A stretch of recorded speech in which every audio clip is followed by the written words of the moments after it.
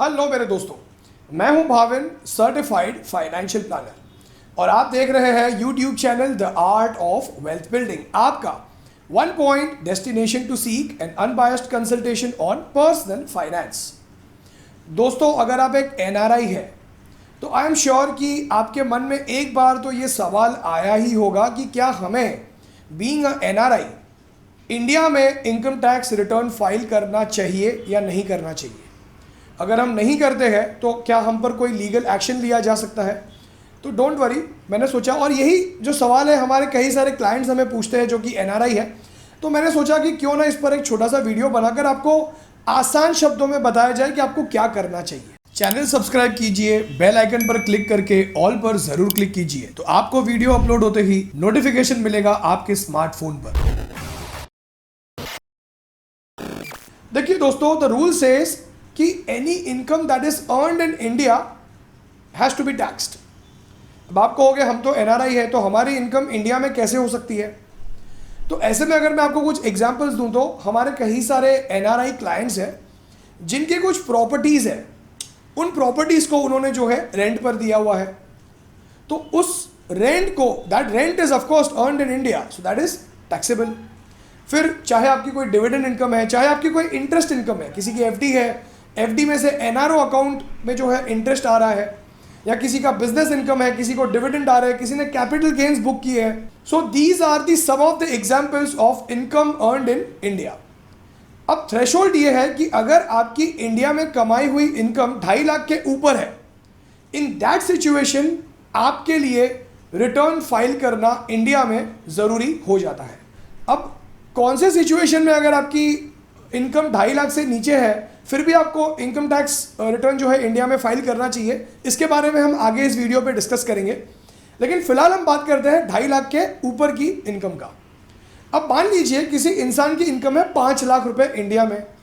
उस इंसान ने आईटीआर फाइल किया, लेकिन आईटीआर फाइल करने के बाद उस इंसान ने मान लीजिए कुछ इन्वेस्टमेंट कर ली ईएलएसएस म्यूचुअल फंड में, तो वो एटीसी के अंदर जो है 1.5 लाख रुपए तक दिखा के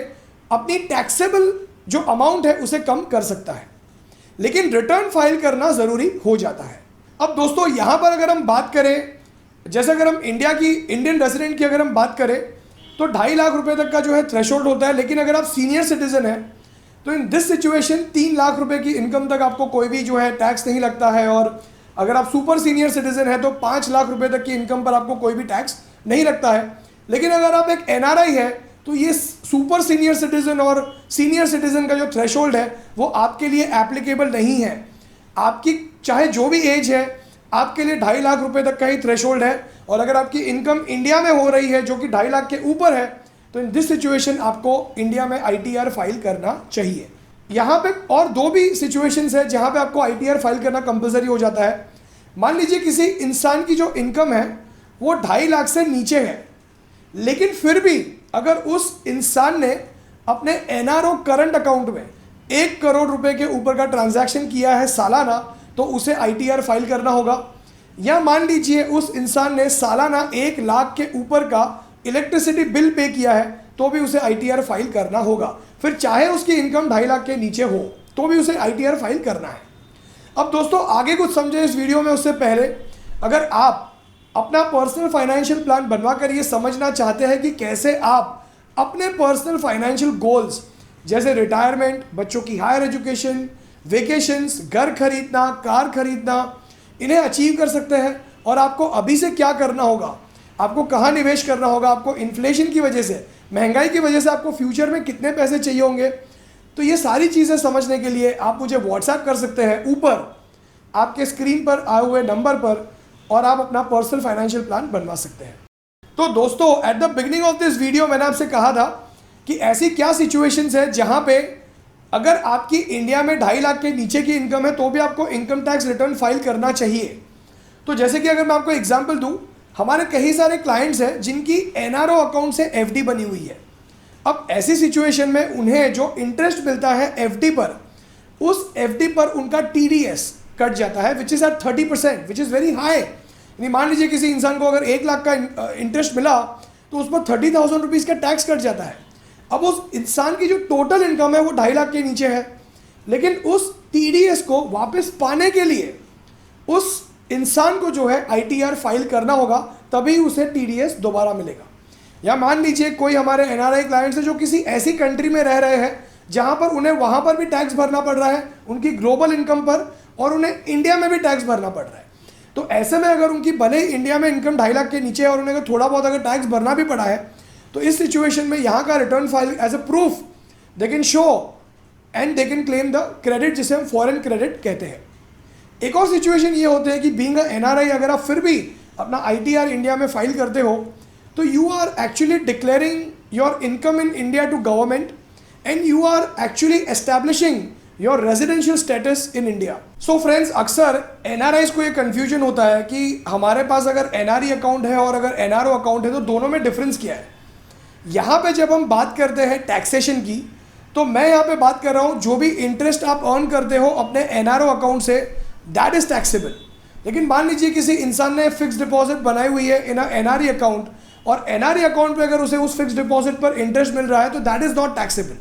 तो वो आपको यहाँ पे कंसिडर नहीं करना है। यानी अगर मैं आपको एक एग्जांपल दूं, मान लीजिए किसी इंसान की एनआरओ अकाउंट से इंटरेस्ट इनकम है 1.5 लाख और एनआरओ अकाउंट से जो उसकी इंटरेस्ट इनकम है वो है 2.5 लाख, तो टोटल हो गया 250 plus 150 which is around 4 lakhs, right. लेकिन उस 4 लाख में से उस इंसान को 2.5 लाख रुपए जो कि उसने एनआरओ अकाउंट पर कमाया है इंटरेस्ट, वही उसे दिखाना होगा, क्योंकि जो भी इनकम जो भी इंटरेस्ट उसने एनआरई अकाउंट पे कमाया हुआ है that need not be considered for filing tax returns in India,